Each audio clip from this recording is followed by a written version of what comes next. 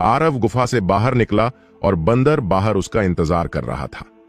चालाक बंदर हंसा, गुफा की ओर इशारा किया, आरव को अजीब नजरों से देखकर आंख मारी और अपने शरीर को कुछ बार हिलाया। आरव हंसा और डांटा, तू मरा हुआ बंदर, तुझे सब कुछ पता है। दरअसल हालांकि आरव ने कभी कलमी के बारे में नहीं सुना था, उसे इस दवा के उपयोग का हल्का हल्का अंदाजा था। 10 साल से ज्यादा पढ़ाई करने के बाद आरव कभी भी किसी की मुसीबत का फायदा उठाने जैसा काम नहीं करता, खासकर जब दोनों की मुलाकात बस संयोग से हुई थी।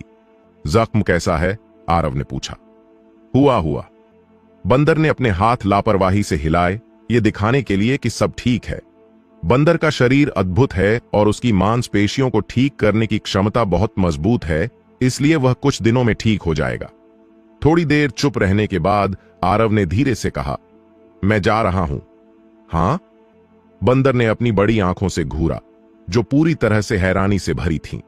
बंदर की समझ में उसे लगता था कि आरव उसके जैसा ही है, जो कन्नौज पहाड़ों में रहता है, बिना किसी सहारे और बिना किसी चिंता के। आरव ने देवगिरी कस्बा की दिशा में इशारा किया और कहा, कन्नौज पहाड़ों से 100 मील दूर एक कस्बा है, मेरा घर वहां है, मुझे वापस जाना है। बंदर चिल्लाना बंद कर चुका था, वह पलक झपकाने लगा और थोड़ा उदास हो गया। उसने अपनी पीठ घुमाई और चुपचाप अपने शरीर के जख्मों को चाटने लगा। आरव को भी थोड़ा जटिल महसूस हो रहा था। आरव की नजरों में बंदर अब उसका पहला उद्धारक नहीं था। आध्यात्मिक बंदर उसका साथी था, जो उसके साथ खाता, रहता और मुश्किलों से गुजरता था। आरव ने यह भी सोचा था कि वह आध्यात्मिक बंदर को कन्नौज पहाड़ों से दूर ले जाए, लेकिन यह वास्तविक नहीं था।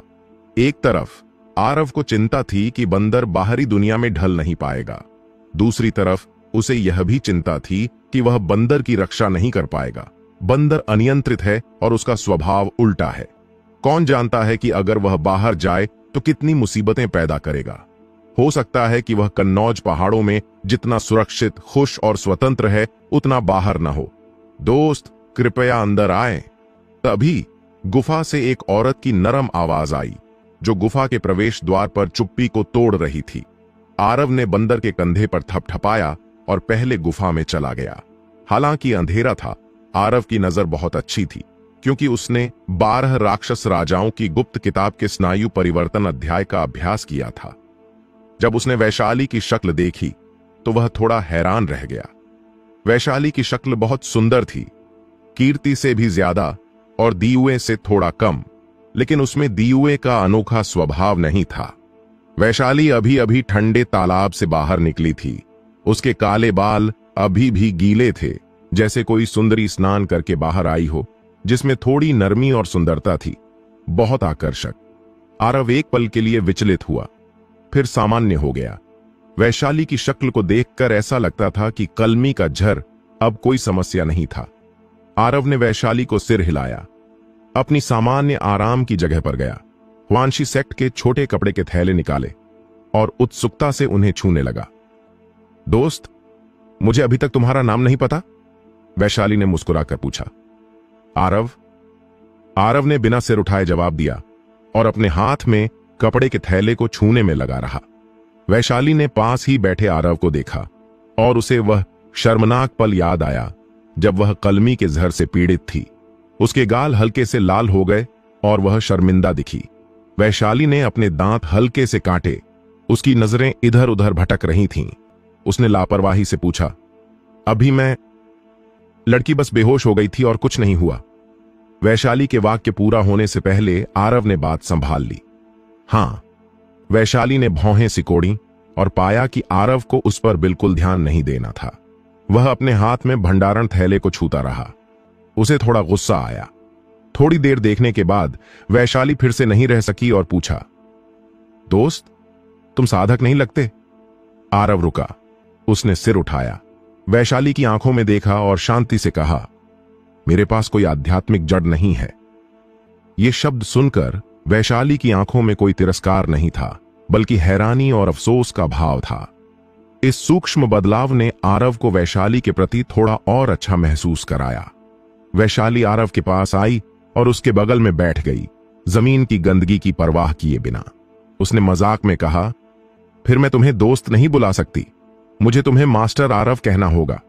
जैसा तुम चाहो। आरव मुस्कुराया। वैशाली ने आरव के हाथ में कपड़े के थैले की ओर इशारा किया और कहा, यह भंडारण थैला है। यह साधना की दुनिया में बहुत आम है। लगभग हर कोई इसे पहनता है। इसमें कई रहस्य हैं और यह बहुत सारी चीजें रख सकता है। हां, हालांकि भंडारण थैले को खोलने के लिए आध्यात्मिक ऊर्जा की जरूरत होती है। बोलते हुए वैशाली ने एक भंडारण थैला निकाला और उस पर अपनी हथेली से मारा।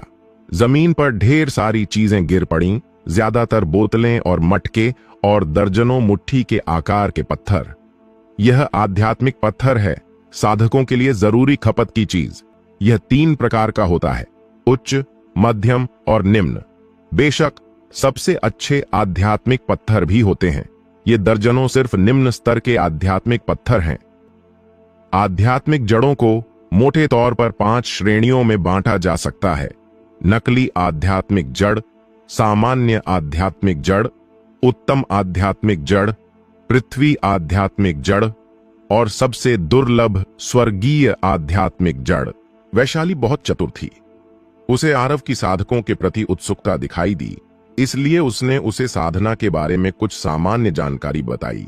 दीवे ने शायद ही कभी इन चीजों का जिक्र किया था, इसलिए आरव ध्यान से सुनने लगा।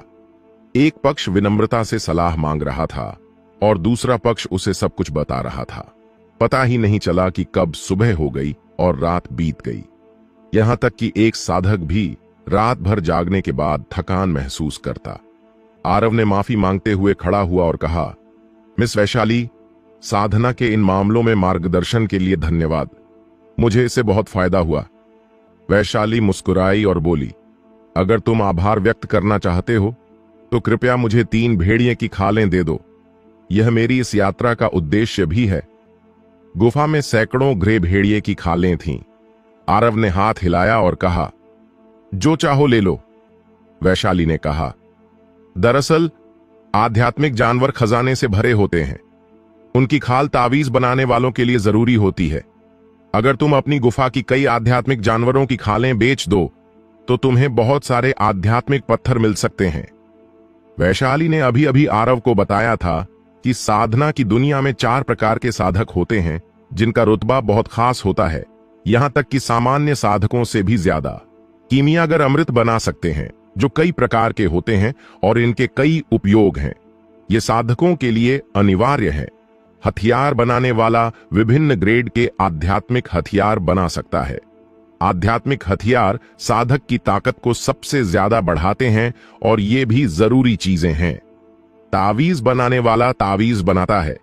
वैशाली ने 7 आनंद पुत्रों के घेरे का विरोध करने के लिए जो वज्र तावीज इस्तेमाल किया था वह एक प्रकार का तावीज था। अगर यह वज्र तावीज न होता तो वैशाली पहले ही हार चुकी होती और पकड़ ली गई होती। संरचना मास्टर संरचना में निपुण होता है। कुछ बड़े संप्रदायों में संप्रदाय की रक्षा के लिए बड़ी संरचनाएं होती हैं। अगर कोई साधक विरोधी की बनाई संरचना में फंस जाए तो वह हर जगह बंधन में होगा और उसकी जान भी खतरे में पड़ सकती है। बेशक अगर कोई इन 4 प्रकार के साधकों में से एक बनना चाहता है तो शर्त यह है कि उसके पास आध्यात्मिक जड़ हो और वह ऊर्जा साधक बन जाए। आरव ने सिर हिलाया और कहा, अगर मैं इसे आध्यात्मिक पत्थरों के लिए बदल भी लूं तो मैं इसका इस्तेमाल नहीं कर पाऊंगा। इस्तेमाल क्यों नहीं हो सकता?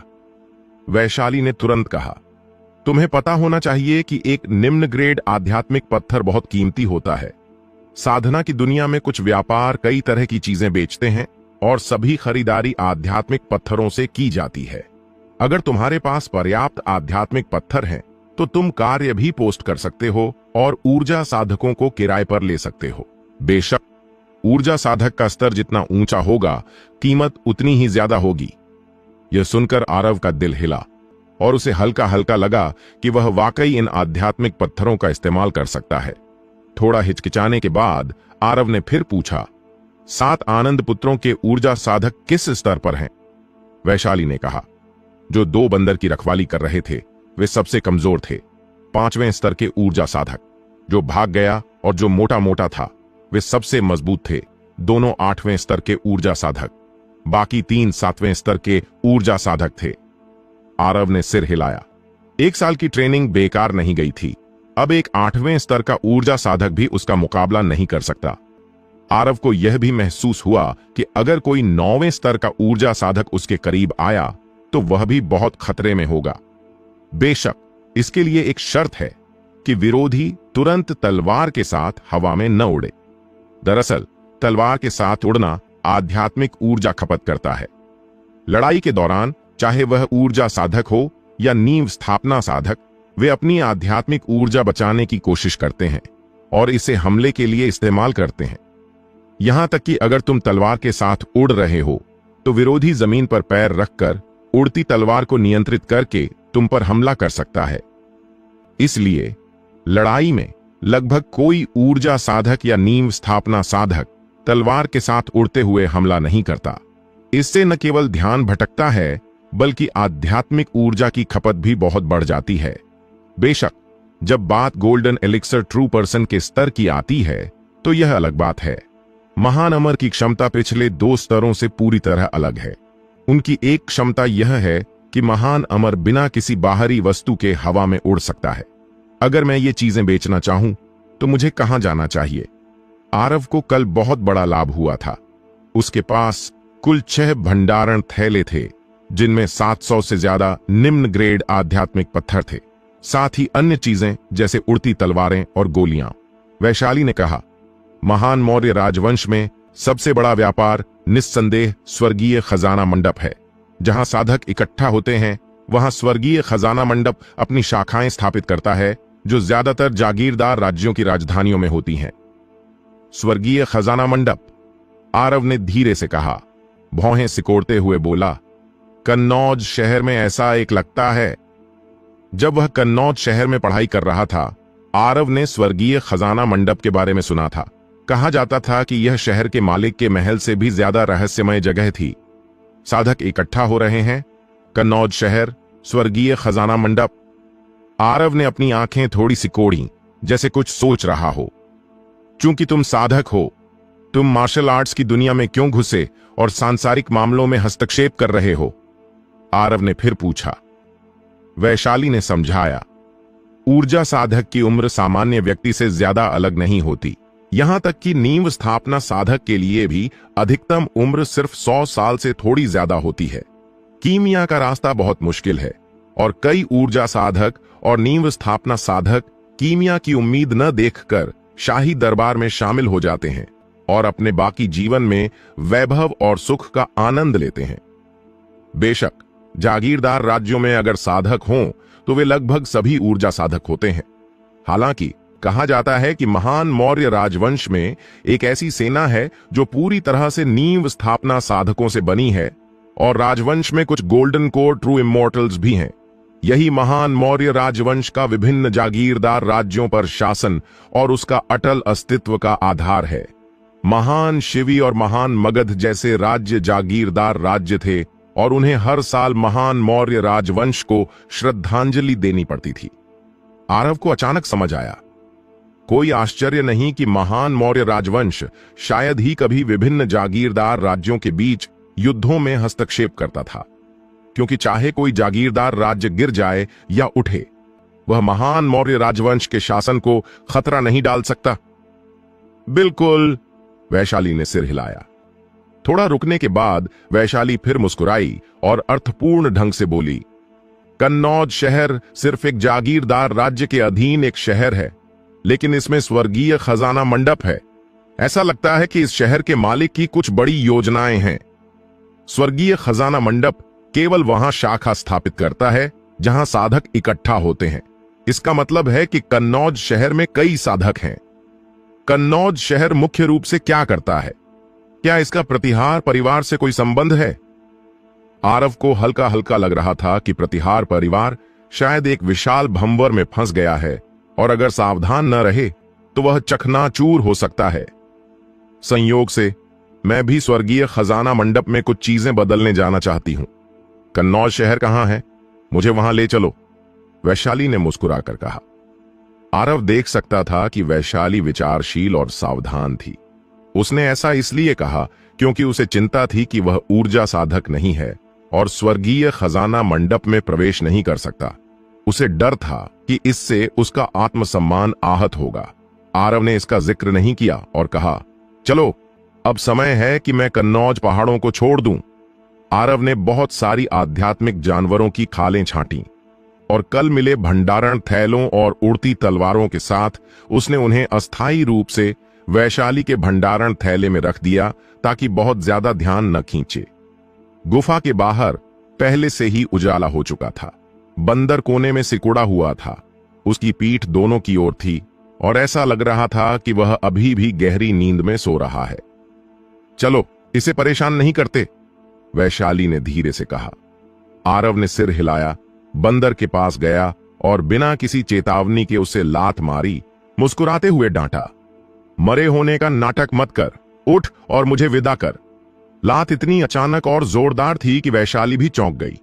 अप्रत्याशित रूप से बंदर, जो पहले सो रहा था, जैसे तैयार था, वह जमीन से उछला, आरव के काले पैरों से बच गया, उसकी ओर दांत दिखाए, अपनी भुजाएं हिलाईं, घृणा से देखा और समय समय पर आंखें घुमाई।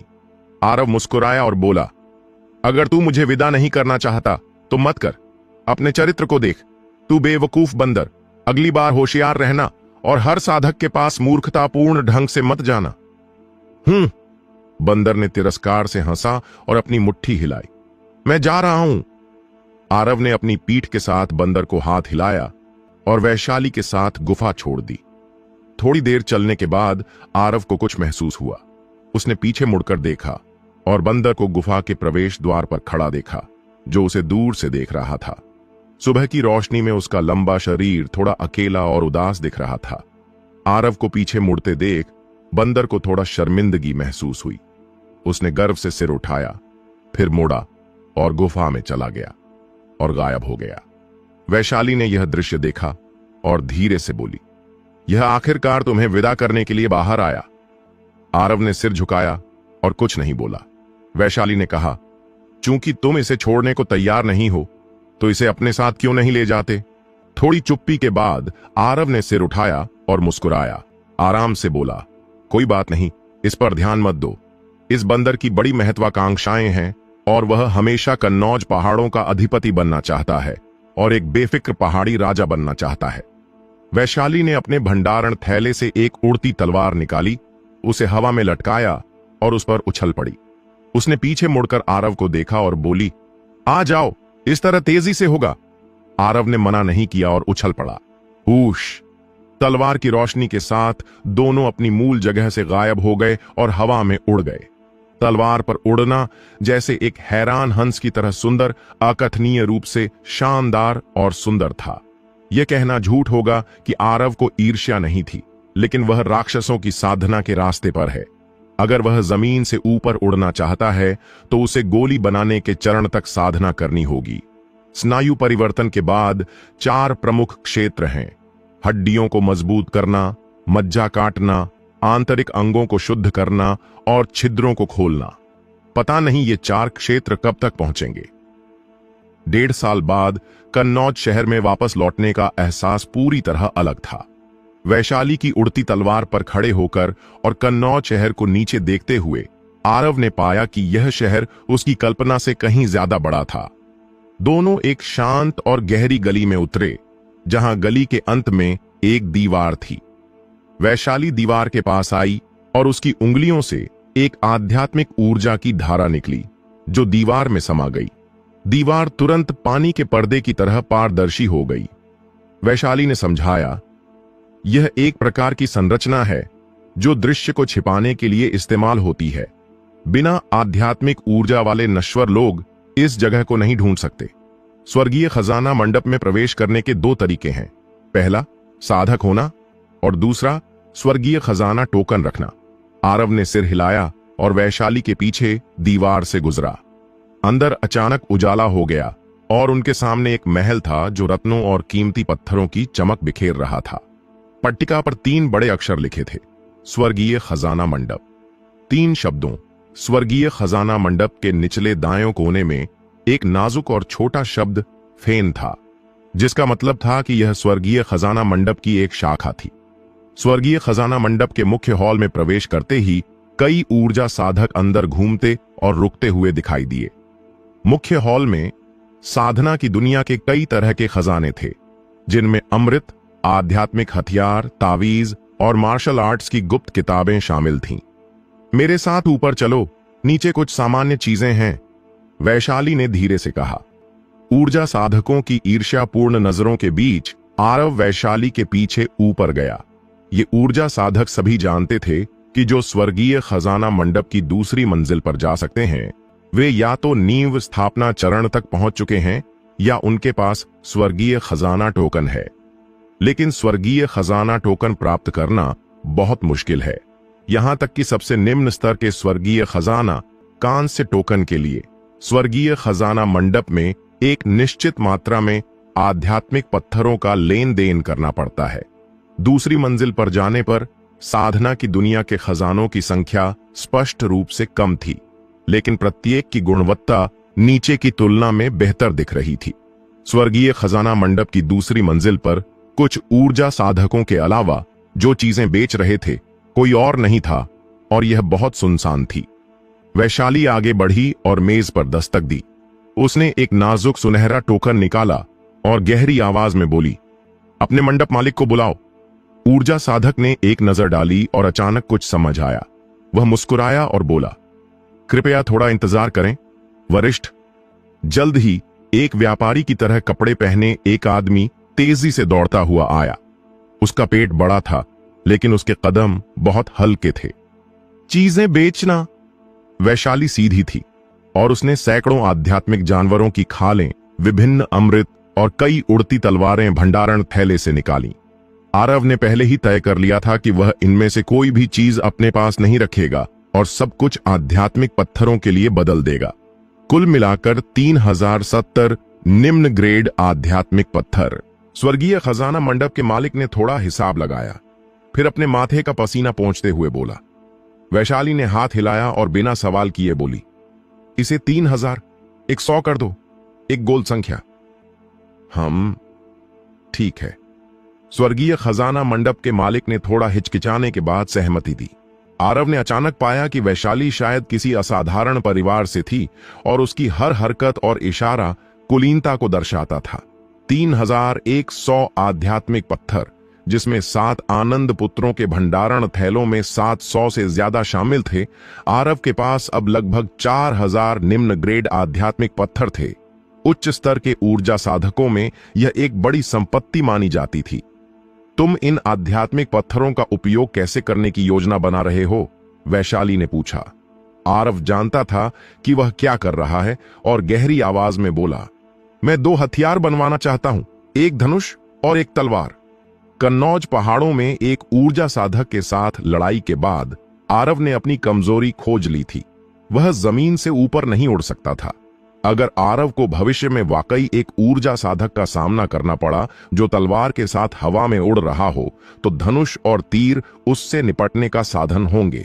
तलवार के लिए इसका उपयोग आत्मरक्षा और दुश्मनों को मारने के लिए किया जा सकता है, और यह ऊर्जा साधकों के आध्यात्मिक हथियारों का विरोध कर सकता है और दूरी को कम करने का मौका दे सकता है।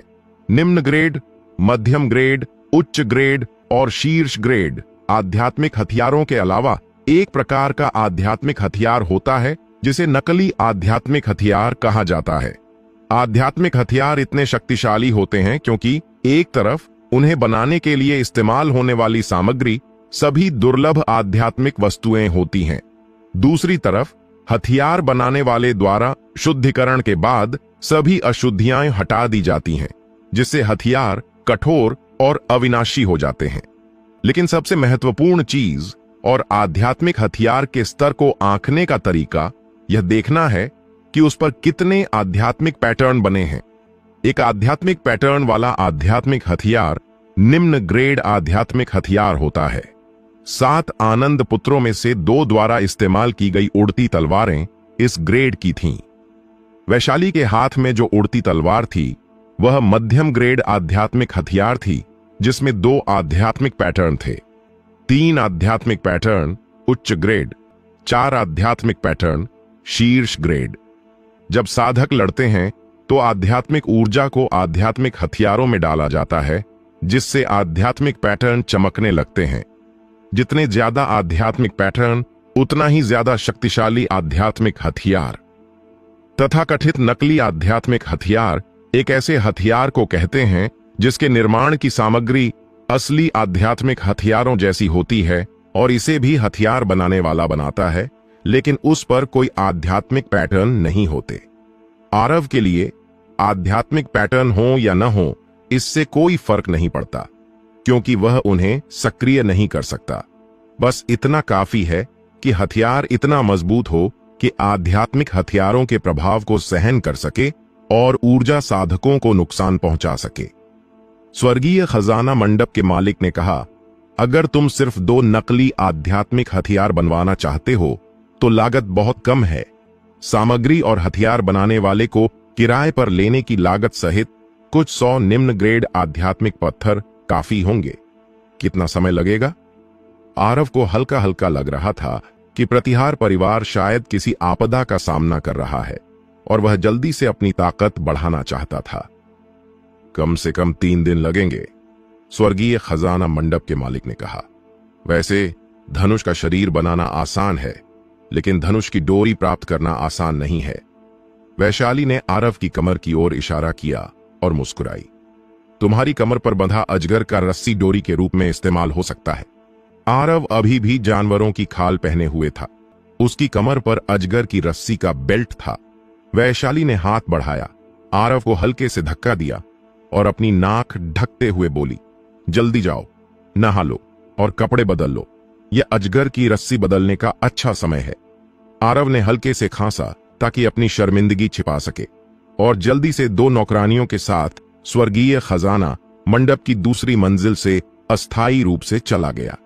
थोड़ी देर बाद आरव स्वर्गीय खजाना मंडप में वापस आया। वैशाली ने उसे देखा और उसकी आंखें चमक उठीं। इस समय आरव नीली कमीज पहने हुए था और उसने अपना चेहरा साफ कर लिया था, जिससे वह सुंदर दिख रहा था। वह विद्वान जैसी हवा बिखेर रहा था और पहले से पूरी तरह अलग था। अरे, ये कौन है? वैशाली ने अपने हाथ पीठ के पीछे रखे, थोड़ा आगे झुकी, करीब आई। उसकी आंखों में मुस्कान चमकी और सिर झुकाकर पूछा। आरव की आंखें साफ थीं और वह बिना कुछ बोले मुस्कुराया। तुम वाकई एक युवा मास्टर हो। तुम्हें मास्टर आरव कहना गलत नहीं है, वैशाली ने मुस्कुराकर कहा। आरव थोड़ा अभिभूत था और मुट्ठी बांधकर बोला, मिस वैशाली, तुम मजाक कर रही हो।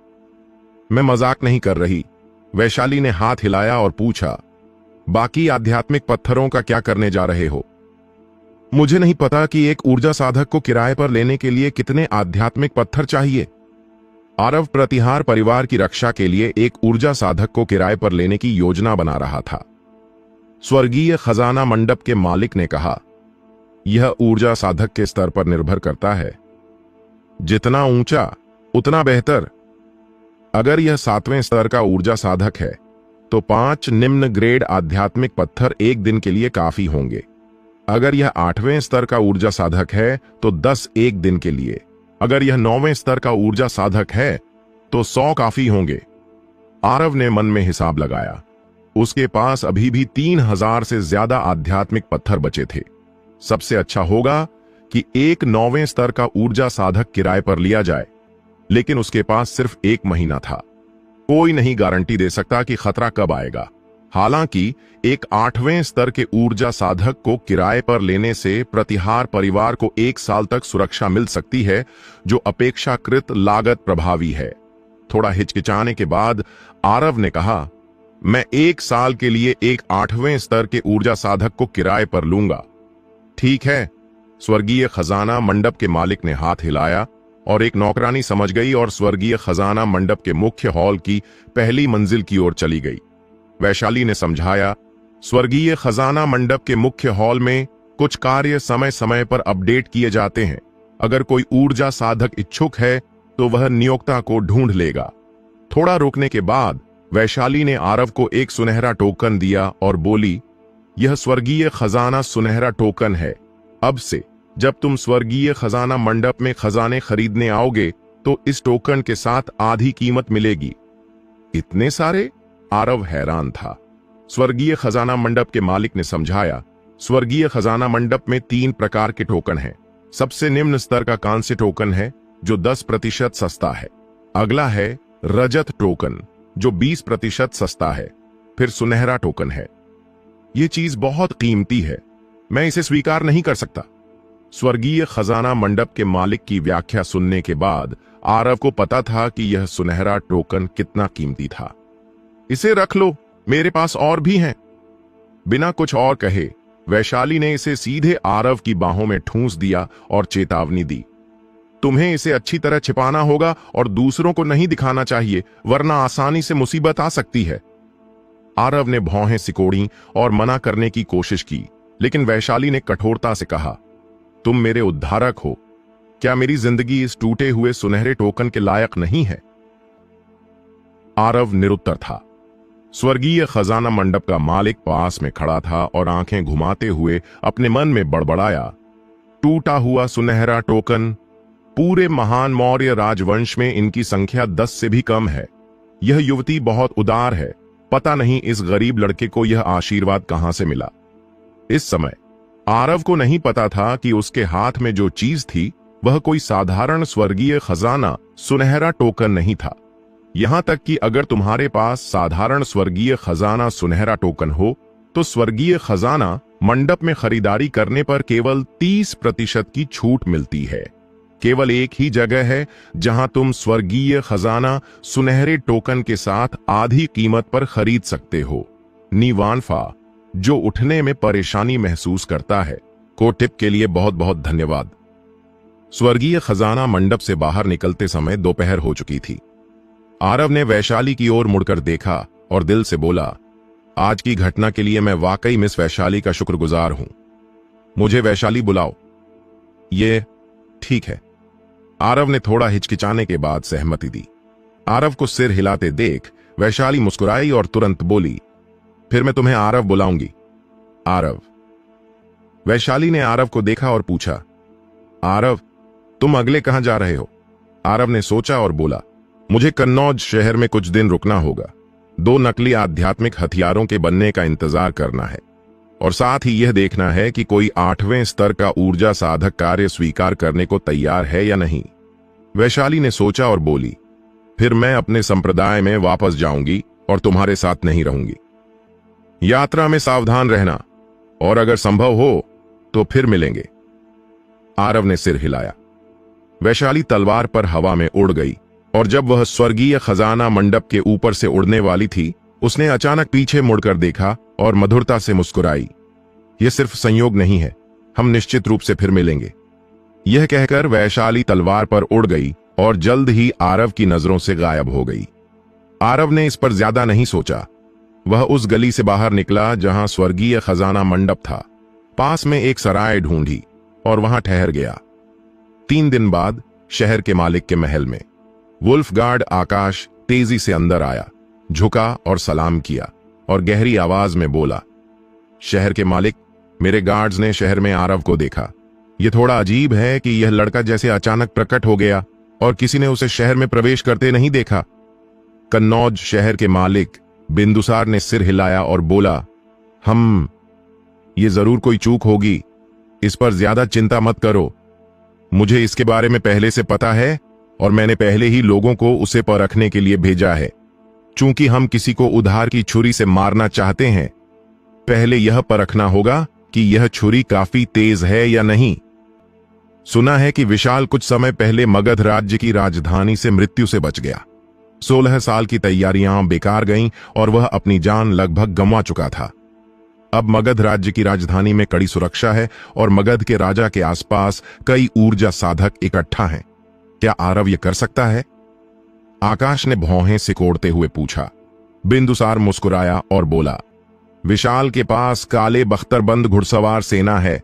वे शक्तिशाली हैं, लेकिन एक बड़ा निशाना भी है। यह समझ में आता है कि वह मगध के राजा की हत्या करने में असफल रहा, लेकिन यह दूसरा युवा मास्टर आरव अलग है, क्योंकि कोई उसे गंभीरता से नहीं लेता।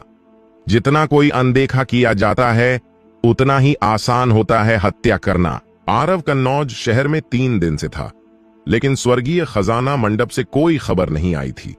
ऊर्जा साधक को किराए पर लेना उतना आसान नहीं है जितना कोई सोच सकता है, खासकर एक 8वें स्तर के ऊर्जा साधक को। आरव को थोड़ा चिड़चिड़ापन महसूस हुआ और वह सराय की पहली मंजिल पर कुछ खाने चला गया। जैसे ही वह नीचे उतरा, पास में एक तिरस्कार भरी हंसी सुनी। किसी ने व्यंग्यात्मक ढंग से कहा, अरे ये दूसरा युवा मास्टर आरव नहीं है जिसे नीच बनाया गया है, फिर भी कन्नौज शहर में आने की हिम्मत कैसे हुई? आरव ने बगल में देखा और एक सुंदर युवक को लॉबी के बीच में बैठे देखा। वह अपने हाथ में एक तह वाला पंखा हिला रहा था। उसके चेहरे पर तिरस्कार भरा भाव था और वह हंस रहा था। इस व्यक्ति के बगल में दो मध्यम आयु के पुरुष बैठे थे, जिनका व्यवहार संयमित था और आंखें चमक रही थीं, जो इस व्यक्ति को बीच में हल्के हल्के बचा रहे थे। इस आदमी का नाम शनि था। वह मार्शल आर्ट्स की कठिनाई को सहन नहीं कर सकता था और पढ़ाई पर ध्यान देने को तैयार नहीं था। अपने परिवार की ताकत के भरोसे वह आलसी था और कमजोरों को तंग करता था। आरव इस आदमी का सहपाठी था जब वह कन्नौज शहर में पढ़ाई कर रहा था। उसे उसका कुछ अंदाजा था। हालांकि उसे उसका व्यवहार पसंद नहीं था, उनके बीच पहले कभी कोई दुश्मनी नहीं थी। आरव ने शनि को उदासीनता से देखा। उसकी आंखें शांत और उसका चेहरा सामान्य था। फिर वह मुड़ा और ऊपर की ओर चला गया। प्रतिहार परिवार के पास पहले से ही बाहरी दुश्मन थे और आरव अनावश्यक रूप से मुसीबत पैदा करना या दुश्मन बनाना नहीं चाहता था। शनि ने ठंडी सांस ली। बॉस ली, तुम कब से नीच लोगों को अपनी सराय में आने दे रहे हो? इस नीच की टांगें तोड़ दो और इसे बाहर फेंक दो ताकि मेरा भूख खराब ना हो। यह सराय का मालिक शर्मिंदा दिखा। तुम मेरी टांगें तोड़ना चाहते हो? आरव रुका, धीरे से मुड़ा और लॉबी में नजर दौड़ाई। सराय के मेहमान साधारण लोग नहीं दिख रहे थे। मेज पर हथियार थे। हालांकि वे खा पी रहे थे, उनकी नजरें जानबूझकर या अनजाने में उस पर थीं और वे दुश्मनी से भरी थीं। यह कोई संयोग की मुलाकात नहीं थी। दूसरा पक्ष जानबूझकर मुसीबत पैदा कर रहा था। पलक झपकते ही आरव समझ गया।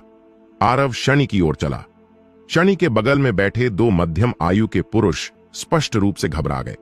उनकी मांसपेशियां तन गईं और उनके हथेलियां पीछे की ओर कमर पर रखे हथियारों पर पड़ गईं। आरव मुस्कुराया और शनि के सामने बैठ गया। किसने तुम्हें बैठने को कहा? शनि गुस्से में था और उसने मेज पर जोर से थप्पड़ मारा। खनक! आसपास के खाने वाले एक एक करके खड़े हो गए और हथियार एक एक करके निकाले गए। आरव का चेहरा अपरिवर्तित रहा। उसकी नजरें नहीं हटीं। उसने शनि का शराब का जार लिया और अपने लिए एक कटोरा शराब डाली। सामने बैठे दो मध्यम आयु के पुरुष गंभीर दिखे।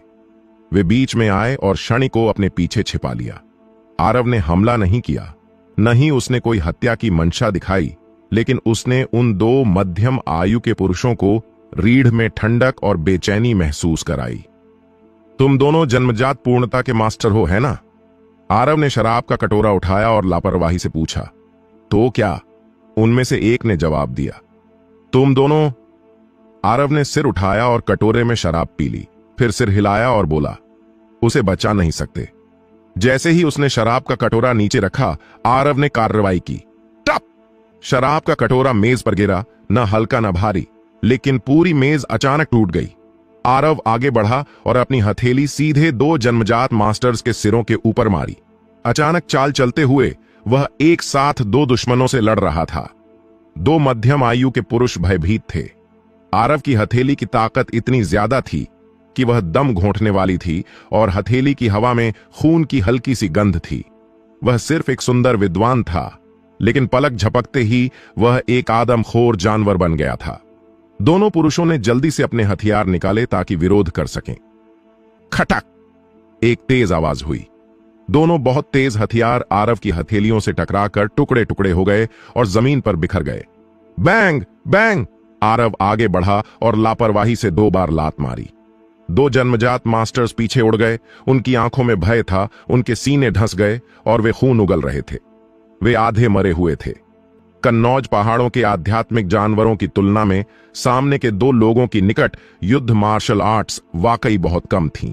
अगर आरव अपनी पूरी ताकत छोड़ देता तो यह हथेली का प्रहार तुरंत दोनों पुरुषों को उनके हथियारों सहित कुचल देता। शनि इतना डर गया था कि उसका चेहरा पीला पड़ गया था। उसने कभी नहीं सोचा था कि पलक झपकते ही जिन 2 जन्मजात मास्टर्स पर वह सबसे ज्यादा भरोसा करता था, वे पूरी तरह अक्षम हो जाएंगे। आरव पहले ही करीब आ चुका था। उसने उसकी गर्दन पकड़ी और उसे हवा में उठा लिया, बहुत तेज। जब शनि आरव के हाथों में गिरा, आसपास के खाने वालों को अभी तक प्रतिक्रिया करने का मौका नहीं मिला था। अगर फिर से आगे बढ़ना चाहते तो उन्हें सावधान रहना पड़ता। तुम क्या कर रहे हो? मेरे युवा मास्टर को छोड़ दो। आरव ने चारों ओर से आने वाली कठोर लेकिन डरपोक चीख पुकार को अनसुना कर दिया। वह बस शनि को आधी मुस्कान के साथ देख रहा था और पूछा, सुना है तुम मेरी टांगें तोड़ना चाहते थे? हाँ हाँ। शनि की गला घोंटा जा रहा था। उसका चेहरा बैंगनी और नीला हो गया था और वह एक अजीब सी चीख निकाल रहा था। आरव की आंखें और ठंडी हो गईं और उसने अपने पैरों को घुमाया। टप टप शनि के घुटने टूटने की आवाज हुई, क्योंकि आरव ने उसे मौके पर ही लात मारकर तोड़ दिया था।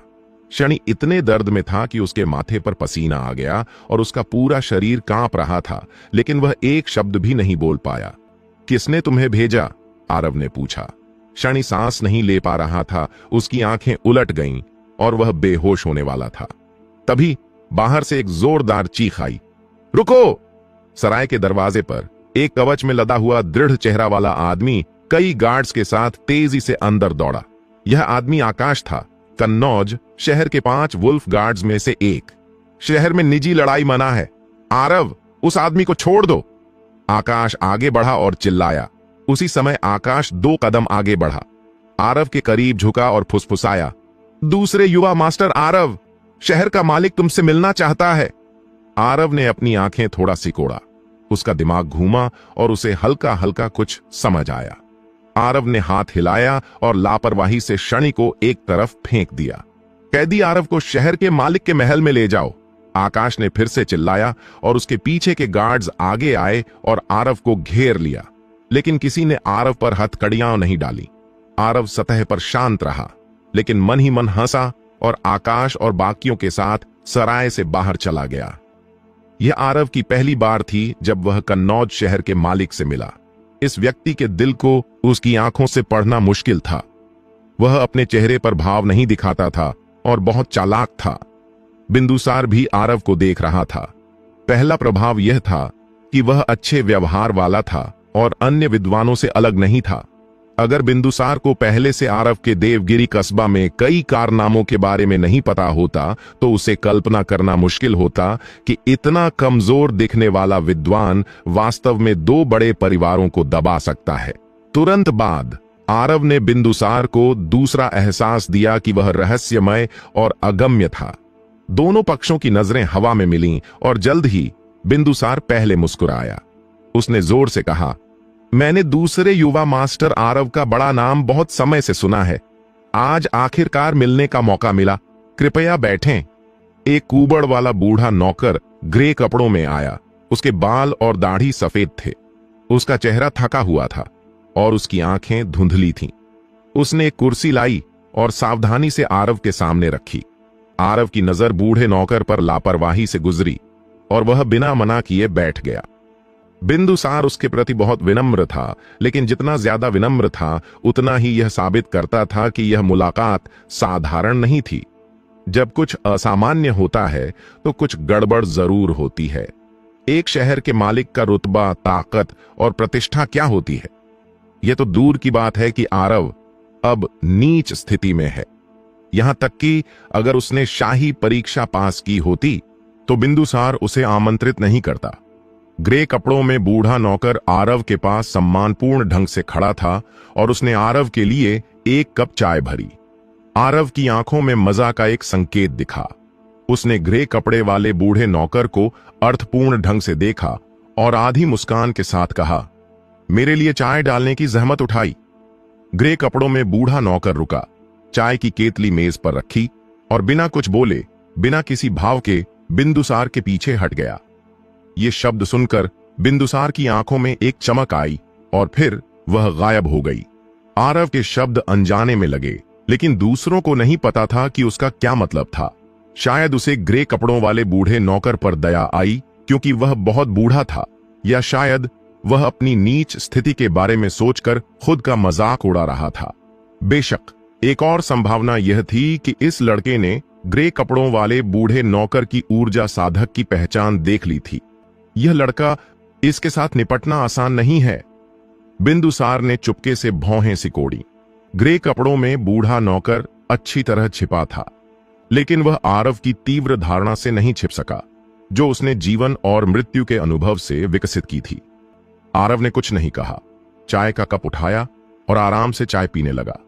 बिंदुसार ने भी कुछ नहीं कहा, अपनी उंगलियों से मेज पर न हल्के न भारी ढंग से थपथपाया। आधा अगरबत्ती का समय बीत गया। कमरा भयानक रूप से शांत था। केवल उंगलियों के मेज पर थपथपाने की आवाज गूंज रही थी और माहौल दबावपूर्ण था। बिंदुसार के चेहरे की मुस्कान बहुत पहले गायब हो चुकी थी। इस माहौल में एक साधारण व्यक्ति दबाव सहन नहीं कर पाता और माहौल को हल्का करने के लिए बोल पड़ता, लेकिन शुरू से अंत तक आरव का चेहरा नहीं बदला और उसकी आंखें शांत थीं, जैसे कोई बूढ़ा साधु ध्यान में लीन हो। यह लड़का सिर्फ 18 साल का है, फिर भी इतना शांत स्वभाव है। यह वाकई एक समस्या है। बिंदुसार ने मन ही मन सोचा कि वह थोड़ा बेचैन हो रहा था। यह वास्तव में एक मनोवैज्ञानिक दबाव की तकनीक थी। जो पहले धैर्य खो देता और बोल पड़ता, वह अनिवार्य रूप से गति के मामले में नुकसान में रहता। बिंदुसार मूल रूप से आरव को तुरंत वश में करना चाहता था, लेकिन अप्रत्याशित रूप से उसका मुक्का रुई पर लगा और उसे कोई प्रभाव नहीं महसूस हुआ। यह एक असहज एहसास था। दूसरे युवा मास्टर आरव, क्या तुम उत्सुक नहीं हो कि मैंने तुम्हें यहां क्यों बुलाया? बिंदुसार ने मुस्कुराकर पूछा। आरव ने धीरे से चाय का कप नीचे रखा, बगल में देखा और शांति से बोला, कृपया शहर के मालिक मुझे बताइए। प्रतिहार परिवार के 2 युवा मास्टर दोनों उत्कृष्ट पुरुष हैं। बड़ा बेटा सुधैर्यवान है और दूसरा बेटा सुगुप्त है। न केवल मेरे अधीन 5 वुल्फ गार्ड्स, बल्कि मैं स्वयं भी उनकी बहुत प्रशंसा करता हूं। बिंदुसार ने प्रशंसा की। आरव ने भौहें सिकोड़ी और बोला, शहर के मालिक, मुझे परखने की जरूरत नहीं है, सीधे बोलें। यह सीधा है। मुझे मास्टर आरव जैसे लोग पसंद हैं। बिंदुसार हंसा। तुम्हारा बड़ा भाई मगध के राजा की हत्या करने में असफल रहा और अब गंभीर रूप से घायल होकर बिस्तर पर है। मुझे पता है कि दूसरा युवा मास्टर आरव गुस्से से भरा हुआ होगा। यह सुनकर आरव का चेहरा बदल गया। मेरा बड़ा भाई मगध के राजा की हत्या करने गया था और गंभीर रूप से घायल हो गया। आरव 1 साल से घर नहीं गया था और उसे नहीं पता था कि प्रतिहार परिवार में इतनी बड़ी बात हो चुकी थी। मेरे बड़े भाई ने मगध के राजा की हत्या क्यों करनी चाहिए? क्या प्रतिहार परिवार का दुश्मन मगध का राजा है? आरव के चेहरे के बदलाव को देखकर बिंदुसार थोड़ा हैरान हुआ और पूछा, क्या दूसरे युवा मास्टर आरव को अभी तक इसके बारे में नहीं पता? नहीं पता। आरव ने देवगिरी कस्बा वापस दौड़ने की इच्छा को दबाया और सिर हिलाया। बिंदुसार को लगा कि उसने कुछ गति हासिल कर ली है। उसके चेहरे पर मुस्कान फैल गई और उसने कहा, दरअसल मैं जिसकी सबसे ज्यादा प्रशंसा करता हूं वह है चंद्रगुप्त। उस समय उनकी काले बख्तरबंद घुड़सवार सेना कितनी शानदार थी। आसपास के जागीरदार राज्यों में कौन चंद्रगुप्त का नाम नहीं जानता था। कितना अफसोस, चंद्रगुप्त। जब आरव ने यह नाम सुना तो न जाने क्यों उसके दिल में एक हल्का दर्द हुआ। आरव को पहले से ही लग रहा था कि यह चंद्रगुप्त नाम का व्यक्ति शायद उसका पिता हो सकता है। बिंदुसार ने कहा, 16 साल पहले मैंने सुना था कि चंद्रगुप्त को विश्वासघाती लोगों ने फंसाया और साजिश रची गई थी और मगध के राजकुमार ने उनके पूरे परिवार के नरसंहार का आदेश दिया। उस समय मैंने आह भरी और शोक मनाया। इतने महान व्यक्ति के नुकसान पर बहुत अफसोस हुआ। सौभाग्य से चंद्रगुप्त के वारिस थे और प्रतिहार परिवार के 2 बेटे बच निकले। यह सुनकर आरव के मन में कई सवालों के जवाब मिल गए। आरव बिना एक शब्द बोले खड़ा हुआ और बाहर की ओर चला। दूसरे युवा मास्टर आरव कहां जा रहे हैं? बिंदुसार ने जल्दी से पूछा। आरव ने भौहें सिकोड़ी और बिंदुसार की ओर मुड़कर देखा। उसकी आंखें खून से लाल थीं और एक डरावना रूप था। बिंदुसार चौंक गया। उसके पीछे ग्रे कपड़ों वाला बूढ़ा नौकर भी अनजाने में आधा कदम पीछे हट गया। उसने अपनी छाती पर हाथ रखा और अंदर भंडारण थैले को छुआ। दरअसल बिंदुसार को नहीं पता था कि आरव को प्रतिहार परिवार की उत्पत्ति के बारे में कोई जानकारी नहीं थी और उसे यह उम्मीद नहीं थी कि आरव की इतनी बड़ी प्रतिक्रिया होगी। बिंदुसार ने खुद को शांत किया, गहरी सांस ली और गहरी आवाज में बोला, मुझे पता है कि दूसरा युवा मास्टर आरव बदला लेने के लिए उत्सुक है और मैं भी चंद्रगुप्त के लिए न्याय चाहता हूं।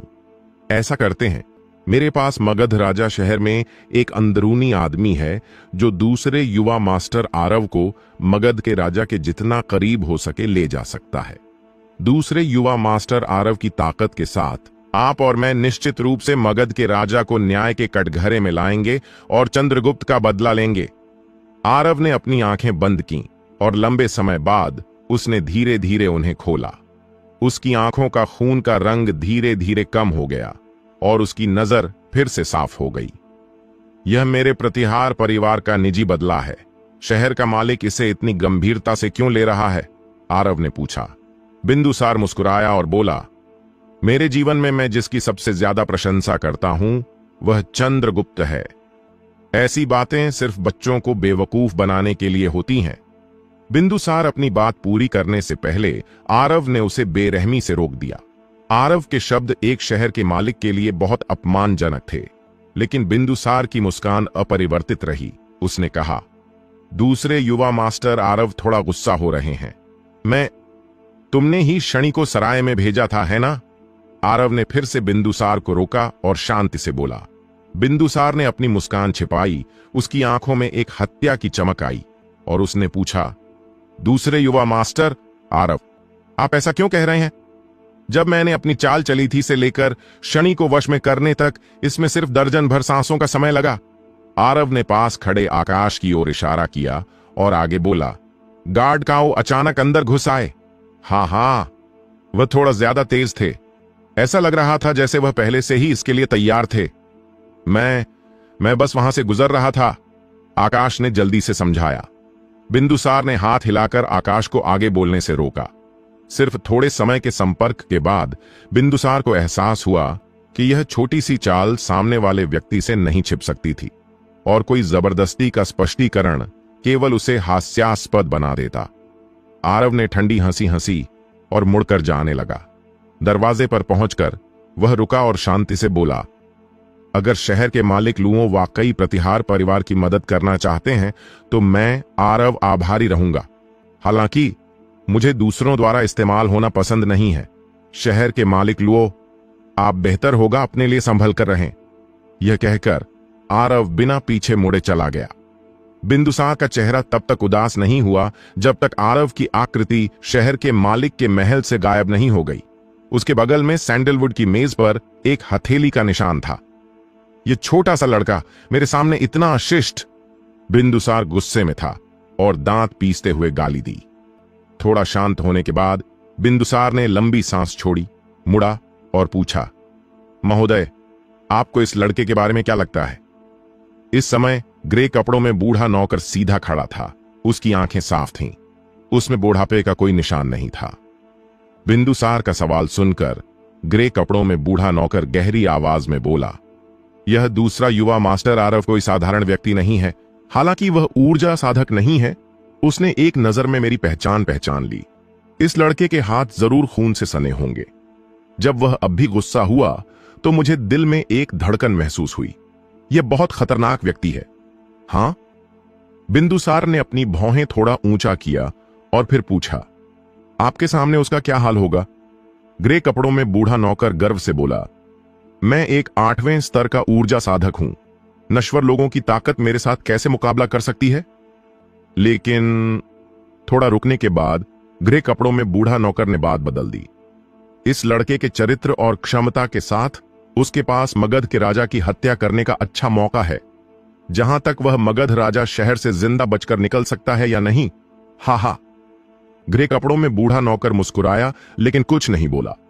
मुझे इस बात की परवाह नहीं है कि वह मगध राजा शहर से बच सकता है या नहीं। बस मगध का राजा मर जाए। मगध राज्य बिना नेता के अराजकता में होगा। यह हमारे लिए शहरों पर कब्जा करने और राजा बनने का अच्छा मौका है। बिंदुसार ने हल्के से मुस्कुराया। सब कुछ उसके नियंत्रण में था। उठने में मुश्किल और किशामेन वुडी को पुरस्कार के लिए बहुत धन्यवाद। ज्यादातर साहित्य और कविता के लोग तलवारें पसंद करते हैं। भले ही उन्हें मार्शल आर्ट्स न आए, वे तलवार पहनते हैं ताकि वे कुलीन और सुंदर दिखें। तलवार हमेशा युद्ध के मैदान में योद्धाओं और गैंगस्टरों द्वारा पहनी जाती है, जो विद्वानों के स्वभाव से बहुत अलग है। स्वर्गीय खजाना मंडप में जब आरव एक निकट युद्ध हथियार चुन रहा था, उसने तलवार नहीं चुनी, बल्कि अनजाने में एक चाकू चुना। यहां तक कि उसे खुद भी कारण के बारे में नहीं सोचा था। जब तक वह शहर के मालिक के महल से बाहर नहीं निकला, तब तक आरव को एहसास हुआ कि वह दिल से विद्वान नहीं था। वह चंद्रगुप्त का बेटा है, जो राजकुमारों को डराता था। उसे युद्ध के मैदान में घोड़ों पर दौड़ना चाहिए, अनगिनत दुश्मनों को मारना चाहिए, अपने वस्त्र को खून से रंगना चाहिए और नन्हा हुआ आगे बढ़ना चाहिए। आरव को पहले समझ नहीं आया था कि उस रात जब उसके हाथ में तेज चाकू ने जो डिंग्युन की गर्दन को छेदा, तो उसे डर, घबराहट या भय क्यों नहीं लगा, बल्कि वह उत्साहित और उत्सुक था। इस पल तक आरव को समझ आया, मारने की यह निर्णायकता सबसे करीबी रिश्तेदारों के खून की विरासत से आती है और इसे 10 साल से ज्यादा कठिन पढ़ाई के बाद भी कभी मिटाया नहीं जा सकता। बिंदुसार के शब्द जैसे तेज कांटों की तरह आरव की छाती में चुभे, जिससे असहनीय दर्द हुआ। मेरा भाई गंभीर रूप से घायल है। वह अब कैसा है? क्या उसकी जान को खतरा है? प्रतिहार परिवार को इतना बड़ा झटका लगा। क्या शियाओ निंग डर गई है? जब आरव उस सराय के पास से गुजरा जहां वह पहले ठहरा था, उसने संयोग से स्वर्गीय खजाना मंडप का अनोखा निशान देखा। क्या 2 नकली आध्यात्मिक हथियार बन गए हैं? आरव ने थोड़ा हिचकिचाया और स्वर्गीय खजाना मंडप की ओर चला। जब वह गली के अंत में पहुंचा, आरव ने स्वर्गीय खजाना सुनहरे टोकन का दीवार पर प्रभाव महसूस किया, जो अचानक पानी की तरह पारदर्शी हो गई और वह उससे गुजर गया। स्वर्गीय खजाना मंडप के मुख्य हॉल में पहुंचकर आरव बिना रुके सीधे ऊपर गया। हॉल में कई ऊर्जा साधक थे और वे सभी मुड़कर आरव को जांचने वाली और जलती हुई नजरों से देख रहे थे। हॉल का माहौल थोड़ा अजीब था। साधना की दुनिया में एक जांच तकनीक होती है। मौजूद सभी ऊर्जा साधक देख सकते थे कि आरव के शरीर में कोई आध्यात्मिक ऊर्जा का उतार चढ़ाव नहीं था, फिर भी वह स्वर्गीय खजाना मंडप की दूसरी मंजिल पर चढ़ सकता था। इसका केवल एक ही स्पष्टीकरण था, आरव के पास स्वर्गीय खजाना टोकन था। स्वर्गीय खजाना कांस्य टोकन रखने से स्वर्गीय खजाना मंडप में खरीदारी पर 10% की छूट मिलती है, जो सभी को लुभाने के लिए काफी है। पहली बार जब आरव स्वर्गीय खजाना मंडप आया था, उसके साथ नींव स्थापना साधक वैशाली थी और किसी की हिम्मत नहीं हुई कि कोई विचार रखे। लेकिन अब स्वर्गीय खजाना टोकन के साथ आरव जैसे एक 3 साल का बच्चा है, जो सोने की ईंटों को गलियों में लेकर घूम रहा हो। एक नश्वर व्यक्ति के पास स्वर्गीय खजाना टोकन है तो उसका पृष्ठभूमि जरूर असाधारण होगा। हालांकि ज्यादातर ऊर्जा साधक लुभाए हुए थे। उन्हें डर था कि स्वर्गीय खजाना टोकन छीनने से घातक आपदा आ सकती है, इसलिए उन्होंने यह विचार त्याग दिया। लेकिन हर कोई ऐसा नहीं था। एक आदमी बिना खजाने के मासूम नहीं होता। विशाल प्रलोभन का सामना करने पर हमेशा कुछ लोग होते हैं जो जोखिम उठाते हैं। हॉल के कोने में एक ठंडी नजर आरव की पीठ का पीछा करती रही और केवल तब धीरे धीरे हटी जब आरव सीढ़ियों के अंत में गायब हो गया। आरव अपने विचारों में डूबा हुआ था और हॉल में क्षणिक हत्या की मंशा को नहीं देख सका। दूसरी मंजिल पर जाने पर स्वर्गीय खजाना मंडप का मालिक वहां बैठा था। आरव को आते देख वह जल्दी से खड़ा हुआ और मुस्कुराकर बोला, मास्टर आरव आखिरकार आ गए। 2 नकली आध्यात्मिक हथियार बन गए हैं, क्या आप उन्हें देखना चाहेंगे? स्वर्गीय खजाना मंडप के मालिक ने अपने भंडारण थैले पर थपथपाया और आरव के सामने एक लंबी तलवार, एक धनुष और 20 तेज तीर हवा में तैरने लगे। स्वर्गीय खजाना मंडप के मालिक ने कहा, रक्त चंद्रमा चाकू लगभग 3 फीट लंबा है। इसकी ब्लेड चांदी सफेद है और पीठ मोटी और तेज है। यह काटने और चीरने के लिए एकदम सही है। इसे मुख्य सामग्री के रूप में दुर्लभ आध्यात्मिक वस्तु रक्त चंद्रमा पत्थर से बनाया गया है। मास्टर आरव की आवश्यकताओं के अनुसार इसे 7 सितारा रेत और सुनहरी चट्टान सहित 10 से ज्यादा कठोर सामग्रियों के साथ भी बनाया गया है। हालांकि इसमें आध्यात्मिक पैटर्न नहीं है। यह मध्यम ग्रेड आध्यात्मिक हथियारों के प्रभाव को सहन कर सकता है, बिना टूटे। आरव ने सिर हिलाया और हवा में तैर रही लंबी तलवार के लिए हाथ बढ़ाया। इस पल स्वर्गीय खजाना मंडप के मालिक की आंखों में मजाक की एक चमक आई। वह आरव को मूर्ख बनते देखने का इंतजार कर रहा था। आरव ने अनुरोध किया था कि 2 नकली आध्यात्मिक हथियार जितने भारी हो सकें उतने भारी हों, लेकिन सामने वाला रक्त चंद्रमा चाकू 1000 पाउंड का था। अपनी 9वें स्तर की हथियार बनाने की कला के साथ वह इसे अपनी आध्यात्मिक ऊर्जा से मुश्किल से नियंत्रित कर सकता था और इसे दुश्मन को मारने के लिए इस्तेमाल करना असंभव था। स्वर्गीय खजाना मंडप का मालिक मानता था कि जैसे ही आरव रक्त चंद्रमा चाकू लेगा वह निश्चित रूप से अपने ही पैर पर मार देगा। लेकिन अगले ही पल स्वर्गीय खजाना मंडप का मालिक हैरान रह गया और वहां अचंभित खड़ा रहा। आरव ने आसानी से रक्त चंद्रमा चाकू लिया और हवा में 2 बार इशारा किया। ऐसा लग रहा था जैसे उसने कुछ किया ही नहीं। उसने सिर हिलाया और बोला, यह चाकू अच्छा है लेकिन थोड़ा हल्का है। स्वर्गीय खजाना मंडप का मालिक, यह लड़का किस तरह का राक्षस है? इसके पास बिल्कुल भी आध्यात्मिक ऊर्जा नहीं है, फिर भी यह सिर्फ अपनी शारीरिक ताकत से 1000 पाउंड की चीज उठा सकता है। सबसे गुस्सा दिलाने वाली बात यह है कि वह अभी भी इसे बहुत हल्का मानता है। स्वर्गीय खजाना मंडप का मालिक आंखें घुमाया। यह रक्त क्रिस्टल धनुष है, यह सब आपका है। स्वर्गीय खजाना मंडप का मालिक रुचि नहीं दिखा रहा था और इसे पेश करने में आलसी था। रक्त क्रिस्टल धनुष का धनुष पूरी तरह लाल था, क्रिस्टल की चमक के साथ, और ऐसा लग रहा था जैसे अंदर खून बह रहा हो, जो बहुत अजीब था। इसका वजन लगभग रक्त चंद्रमा चाकू जितना ही था। आरव ने रक्त क्रिस्टल धनुष को अपने शरीर पर लटकाया, तीर के थैले को अपनी पीठ पर बांधा, सभी 20 तेज तीरों को उसमें डाला और रक्त चंद्रमा चाकू को अपनी कमर पर लटकाया। सब कुछ व्यवस्थित था। वैसे मास्टर आरव द्वारा घोषित भर्ती का मामला सुलझ गया है, लेकिन यह आपकी आवश्यकताओं से थोड़ा अलग है, स्वर्गीय खजाना मंडप के मालिक ने कहा।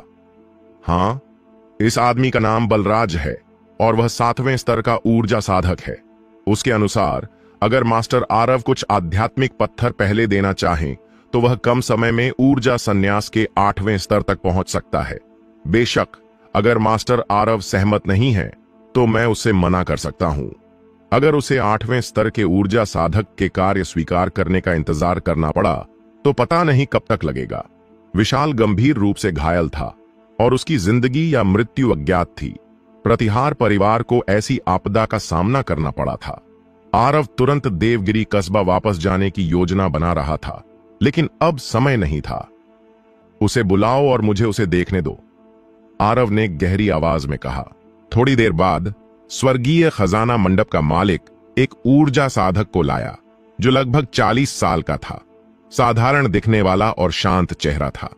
यह मास्टर आरव हैं, आप दोनों चर्चा कर सकते हैं, स्वर्गीय खजाना मंडप के मालिक ने यह कहकर एक तरफ हट गए। जब बलराज ने आरव को देखा, उसने न तो उसका तिरस्कार किया और न ही चापलूसी की। उसने बस अपनी मुट्ठियां हल्के से बांधी और बोला, मास्टर आरव को नमस्ते। आरव ने पूछा, क्या तुम्हें आध्यात्मिक पत्थरों की जल्दी जरूरत है? हां, अगर मेरे पास पर्याप्त आध्यात्मिक पत्थर हों तो मैं ऊर्जा संन्यास के 8वें स्तर तक पहुंच सकता हूं। बलराज ने सिर हिलाया। कितना समय लगेगा? वह कहना मुश्किल है। स्तर तोड़ने के लिए कोई सटीक समय सीमा नहीं दे सकता। बलराज बहुत स्पष्टवादी था। आरव को इस व्यक्ति का पहला प्रभाव अच्छा लगा। थोड़ा हिचकिचाने के बाद उसने पूछा, चूंकि तुम्हें आध्यात्मिक पत्थरों की कमी है, तुम किसी संप्रदाय में क्यों नहीं शामिल हुए? मेरे पास नकली आध्यात्मिक जड़ है। कोई बड़ा संप्रदाय मुझे स्वीकार करने को तैयार नहीं है। अगर स्वीकार भी करें तो मैं सिर्फ एक नौकर ही रहूंगा। बलराज ने कड़वाहट से मुस्कुराया। नकली आध्यात्मिक जड़ सबसे खराब प्रकार की आध्यात्मिक जड़ होती है। इसमें सोना, लकड़ी, पानी, आग और पृथ्वी के सभी 5 गुण होते हैं। यह आध्यात्मिक ऊर्जा को अव्यवस्थित रूप से अवशोषित करता है और पर्याप्त शुद्ध नहीं होता, इसलिए इसकी साधना की गति बहुत धीमी होती है। एकल गुण वाली आध्यात्मिक जड़ें जैसे सोना आध्यात्मिक जड़, लकड़ी आध्यात्मिक जड़, आग आध्यात्मिक जड़ आदि यानी पौराणिक स्वर्गीय आध्यात्मिक जड़ें होती हैं। ये शुद्ध और परिष्कृत आध्यात्मिक ऊर्जा अवशोषित करती हैं और इनकी साधना की गति सबसे तेज होती है। अगर बीच में कोई हादसा न हो तो ये निश्चित रूप से गोल्डन एलिक्सर बन जाएंगी। आरव ने सोचा कि बलराज को अपनी नकली आध्यात्मिक जड़ों के साथ 40 की उम्र में ऊर्जा संन्यास के 7वें स्तर तक पहुंचने के लिए बहुत कष्ट सहना पड़ा होगा। चलो मेरे साथ देवगिरी कस्बा वापस चलो और मैं तुम्हें 1000 आध्यात्मिक पत्थर पहले दे दूंगा, आरव ने कहा। आह! बलराज ने आश्चर्य से चिल्लाया। उसकी आंखों में खुशी छिप नहीं सकी। बलराज को उम्मीद नहीं थी कि आरव सहमत होगा। आखिरकार वह 8वें स्तर का ऊर्जा साधक नहीं था और नियोक्ता से पहले आध्यात्मिक पत्थर मांगना किसी भी तरह से थोड़ा ज्यादा था। उसे नहीं पता था कि आरव वाकई उसे सीधे 1000 आध्यात्मिक पत्थर दे देगा। धन्यवाद मास्टर आरव, मैं प्रतिहार परिवार की सुरक्षा के लिए अपनी पूरी कोशिश करूंगा। बलराज ने जल्दी से आभार व्यक्त किया।